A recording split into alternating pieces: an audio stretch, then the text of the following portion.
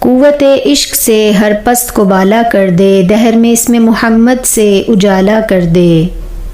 شکر اور تعریف رب العالمین کے لیے جس نے ہمیں پیدا کیا، دیکھنے، سننے، سمجھنے، سوچنے کی صلاحیتیں دیں اور بے حد و حساب نعمتیں دیں۔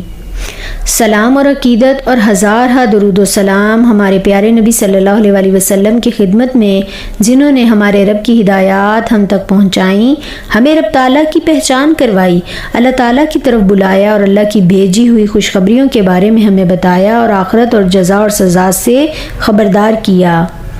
اللہ تعالیٰ سورہ احزاب آیت نمبر 56 میں ارشاد فرماتے ہیں، بے شک اللہ تعالیٰ اور اس کے فرشتے نبی صلی اللہ علیہ وسلم پر درود بھیجتے ہیں، اس لیے اے ایمان والو تم بھی آپ صلی اللہ علیہ وسلم پر درود و سلام بھیجو۔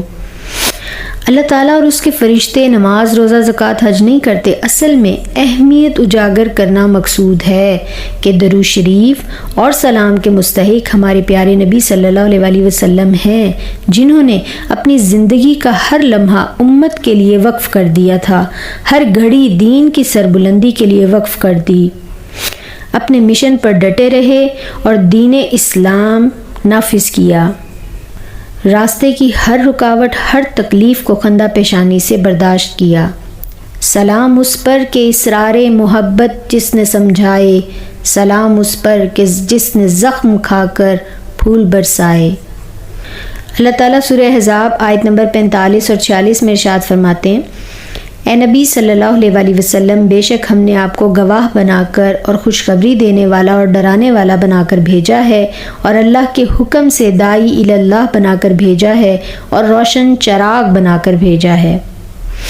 سورج جیسے ہر رخ سے یکساں روشنی فراہم کرتا ہے نا، ایسے ہی نبی صلی اللہ علیہ وسلم کی ذات ہمیں ہر رخ سے روشنی دے رہی ہے۔ آپ صلی اللہ علیہ وسلم بہترین معلم، بہترین مبلغ، بہترین داعی، بہترین سپہ سالار، بہترین حکمران، بہترین باپ، بہترین شوہر، بہترین نانا، بہترین دوست، بہترین مہمان نواز۔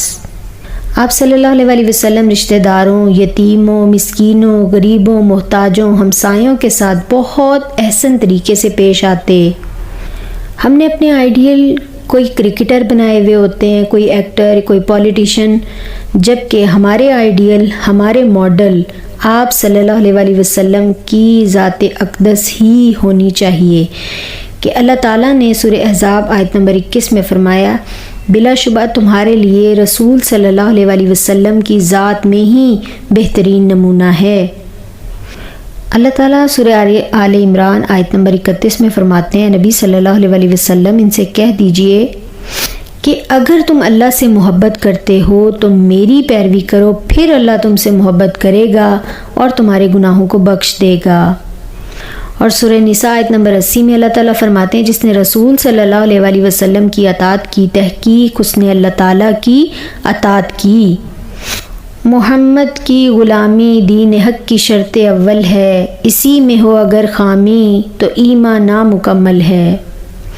سورہ نجم آیت نمبر 4 میں اللہ تعالیٰ فرماتے ہیں کہ آپ صلی اللہ علیہ وسلم صرف وہی ارشاد فرماتے ہیں جو آپ کی طرف وہی کیا جاتا ہے۔ اور سورہ حشر آیت نمبر 7 میں اللہ تعالیٰ فرماتے ہیں کہ جو بھی رسول صلی اللہ علیہ وسلم تمہیں حکم دیں اسے پکڑ لو، اور جس چیز سے منع کریں اس سے باز آ جاؤ۔ اور آپ صلی اللہ علیہ وسلم نے فرمایا، تم میں سے کوئی مومن ہو ہی نہیں سکتا جب تک کہ میں اسے اس کے ماں باپ، اس کی اولاد اور ہر چیز سے زیادہ محبوب نہ ہو جاؤں۔ کہ محمد سے وفا تو نے تو ہم تیرے ہیں، یہ جہاں چیز ہے کیا لوح و قلم تیرے ہیں۔ اچھا ذرا اب ہم اپنے آپ پہ غور کر لیں، کیا ہمیں آپ صلی اللہ علیہ وسلم اپنے ماں باپ، اپنی اولاد اور ہر چیز سے زیادہ محبوب ہے؟ اگر نہیں ہے تو اس چیز کی فکر کریں، کیونکہ اللہ تعالیٰ کے نبی صلی اللہ علیہ وسلم نے یہ ارشاد فرمایا کہ تم میں سے کوئی مومن ہی نہیں ہو سکتا۔ اب خالی محبوب ہو جانا، زبان سے کہہ دینا کہ ہمیں محبوب ہیں، تو اس کا کوئی فائدہ نہیں ہے، کیونکہ حب رسول صلی اللہ علیہ وسلم کا تقاضا اطاعت رسول ہے۔ اچھا ایک شوہر ہے، وہ اپنی بیوی کو کہتا ہے کہ آج تم یہ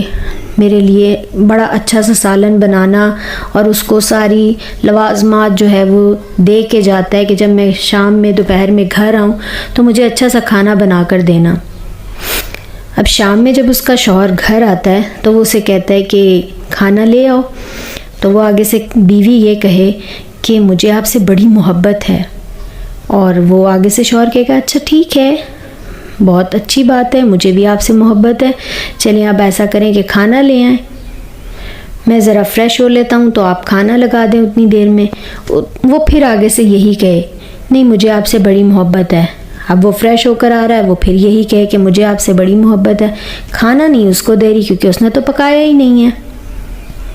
آخر کو شوہر کو غصہ آ جائے گا کہ تمہاری اس محبت کا کیا فائدہ کہ میں تمہیں کہہ کر گیا تھا کہ میرے لیے کھانا بنا کر رکھنا اور تم نے کچھ بھی نہیں بنایا۔ تو اس مثال کا مطلب یہی ہے کہ خالی خلی کہہ دیں کہ ہم عاشق رسول ہیں، ہمیں رسول صلی اللہ علیہ وسلم سے بڑی محبت ہے، اور نہ کسی ایک حدیث کے بارے میں معلوم ہو، نہ کسی ایک سنت کے بارے میں معلوم ہو، اور ہر کام آپ صلی اللہ علیہ وسلم کی شخصیت کے برعکس ہو، تو ایسی محبت کا کیا فائدہ؟ پھر قیامت کے روز ہمیں بھی رسول صلی اللہ علیہ وسلم اسی طرح سے ہم سے ناراض ہوں گے جیسے وہ شوہر اپنی بیوی سے ناراض ہوا۔ زندگی کے ہر معاملے میں رہنمائی ہمیں قرآن پاک سے اور رسول صلی اللہ علیہ وسلم کی ذات اقدس سے ہی لینی ہے۔ ہمیں اپنا جائزہ لینا ہوگا کہ ہم کیسے مسلمان ہیں۔ ہماری زندگی کا مقصد تو صرف کھانا پینا اور بس ہنستے مسکراتے رہنا، خوشیاں منانا۔ دین خوش رہنے سے منع نہیں کرتا، لیکن رسول صلی اللہ علیہ وسلم کی بتائی ہوئی تعلیمات پر عمل نہیں کریں گے تو ہمارا اپنا نقصان ہے۔ قلب میں سوز نہیں، روح میں احساس نہیں، کچھ بھی پیغام محمد کا تمہیں پاس نہیں۔ وضع میں تم ہو نصارہ تو تمدن میں ہنود، یہ مسلمان ہیں جنہیں دیکھ کے شرمائے یہود۔